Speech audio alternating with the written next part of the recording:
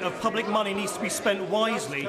He wants to waste £13 billion on an NHS computer system which doesn't work, £12 billion on a surveillance database which will spy on everybody in the country, and billions more on ID cards. He could redirect all of that money to the things that people really need in a recession. Homes for hard-pressed families, good childcare so people can go out and look for work, and training for people who've lost their jobs. Mr. Speaker, at a time when all British families are having to rethink their spending plans, isn't it time he rethinks his plans?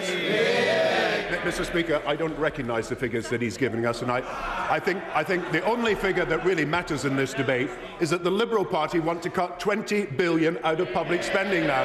That would be the wrong course for this country. Mr. Speaker, this country is in much worse shape than I feared if it has a Prime Minister who can't tell the difference between redirecting public money and cutting public money. Grandiose plans for public spending might help in the long term, but what low and middle income families need right now is more money in their pockets.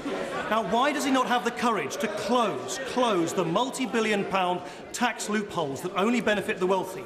That way, he could deliver big tax cuts for people who desperately need help. It wouldn't require extra government borrowing. It is fair, and it would be good for the economy. Why won't the Prime Minister give people on ordinary incomes some of their money back? Mr. Speaker, we've been closing tax loopholes every budget for the last 11 years.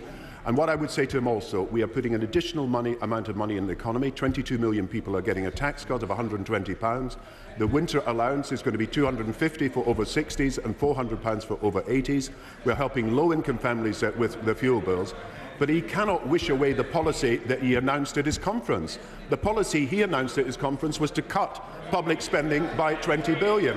That is the wrong policy for this country at this time.